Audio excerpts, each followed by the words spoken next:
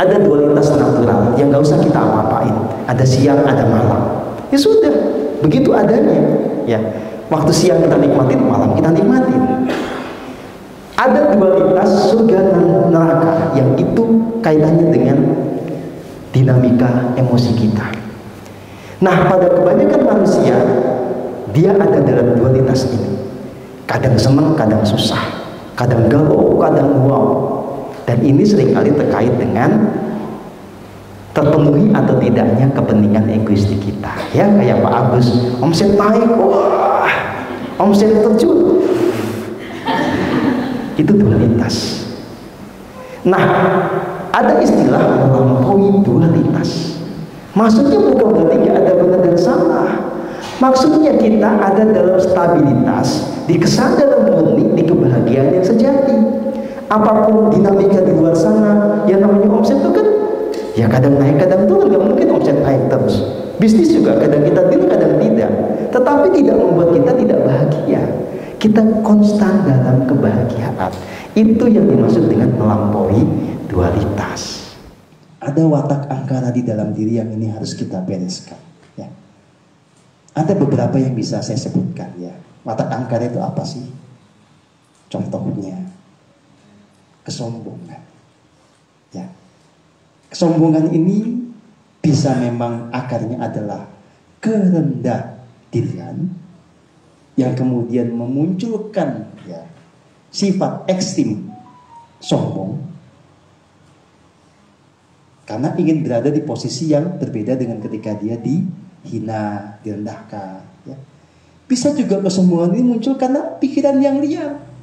Baru juga punya kemampuan 1-2 gitu ya, merasanya wah aku yang paling hebat. Itu kan namanya asumsi. Ya. Sombong itu hanya muncul pada mereka yang kebanyakan ngelamun. Gini loh ya,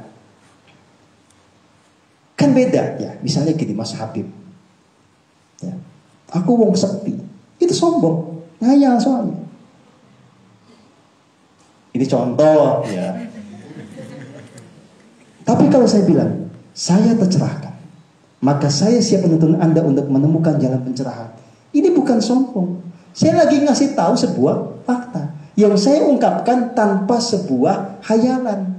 Gitu. Kecuali 5 tahun lalu saya ngomong, itu namanya kemelinti. Ya. Karena apa? Kalau 5 tahun saya ngomong, ketika saya belum mengalami itu, berarti saya ngayal. Bisa dipahami ya. Jadi teman-teman, akar kesombongan itu selain rendah dirian adalah kebanyakan ngelamun, berprasangka yang tidak-tidak kepada diri sendiri. Ya. Supaya tidak sombong apa? Ya, jangan ngayal. Hiduplah di dalam kesadaran yang murni dengan kasih murni. Oke? Nah, watak-watak angkara lain itu mulai dari keserakahan, watak kompetitif, mementingkan diri sendiri, licik, manipulatif, kejam, dan seterusnya. Nah, ini memang ada benihnya pada setiap diri. Jadi ketika manusia terlahir, ya, benih ini sudah ada. Satu paket dengan yang namanya benih keilahian. Makanya disebut kita punya dualitas. Makanya kita punya free will, mau menumbuhkan benih yang mana. Nah, kalau kita tidak hening, yang tumbuh adalah benih-benih kesetanan ini, yang disebut sebagai keangkara murkaan. Hanya dengan keheningan yang benar, maka yang ini nanti luruh, yang benih keilahian akan tumbuh. Maka ketika sudah seperti ini, tidak ada yang namanya dualitas. Disebutnya melampaui dualitas. Bisa dipahami ya. Jadi melampaui dualitas itu bukan berarti nggak ada salah, nggak ada benar, ngaco kalau itu. Ya. Gitu. Kalau ada yang nyebut kayak begitu tak tapu gitu ya. Kalau masih marah berarti kan, ayo kenapa marah, katanya nggak ada yang salah, nggak ada yang benar. Ada yang punya pandangan begitu? Mana dompetnya sini? Ya. Atau ada yang punya pikiran dunia ini ilusi, ya, ya sudahlah, rekeningnya bagi, kan ilusi. Membuang ilusi kan bagus, meringankan beban. Tapi nggak ada yang mau begitu tuh ya. Yang pada ngomong dunia ini ilusi diminta duitnya pelit. Aduh. Ya. Nah, pelit itu bagian dari watak angkara murka. Oke. Pelit itu muncul dari ilusi bahwa sumber daya di kehidupan ini terbatas. Kalau kita memberi berarti kita kehilangan. Ya, oke. Nah, semua ini diselesaikannya hanya dengan keheningan yang konsisten, dengan cara yang benar. Laku keheningan membuat Anda bisa melampaui dualitas. Apa artinya? Artinya adalah Anda memilih untuk tekun di dalam keheningan, sehingga hidup Anda betul-betul diliputi kasih murni. Sehingga setiap gerak pikir, kata-kata, dan tindakan itu mencerminkan kasih murni itu. Sehingga tidak ada lagi yang namanya kejahatan di dalam diri. Ya. Nah, yang bertanggung jawab supaya Anda tidak terjebak ke dalam kejahatan adalah ya Anda sendiri.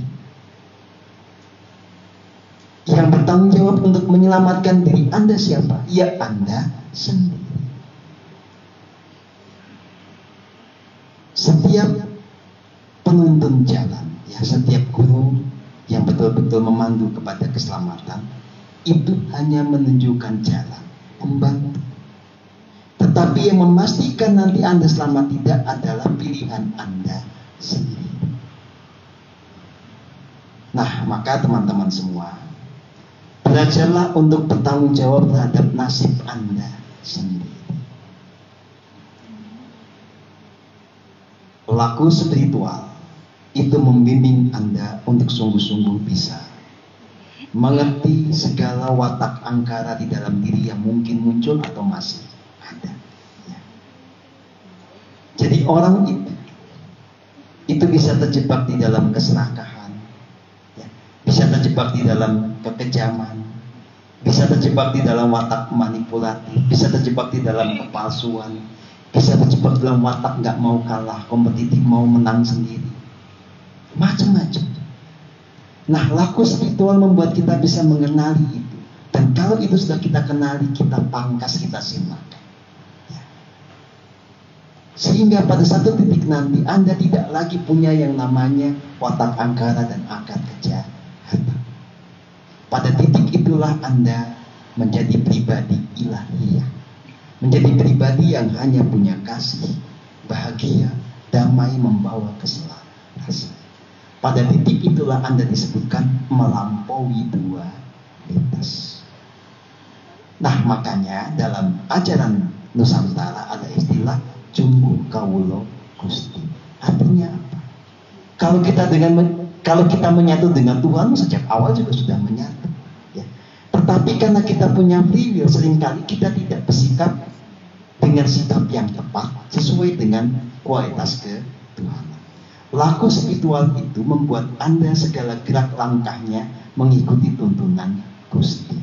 Itulah artinya nanti kalau Anda sudah penuh mengikuti Dia, disebut sampai ke fase Jumbuh Kawulo Gusti. Kalau Anda sudah tidak punya watak angkara, itulah indikasi Anda Jumbuh Kawulo Gusti. Keselamatan Anda tergantung kepada hal ini. Ketidakselamatan Anda adalah buah dari Anda yang masih punya watak angkara. Watak angkara menciptakan dosa. Dosa itu menciptakan medan energi yang tidak selaras, yang itu kemudian menarik segala peristiwa yang membawa penderitaan. Nah, saya mengajak Anda untuk betul-betul bisa memastikan yang ada hanyalah keselamatan saat ini maupun ketika nanti jiwa Anda sudah melewati gerbang kematian.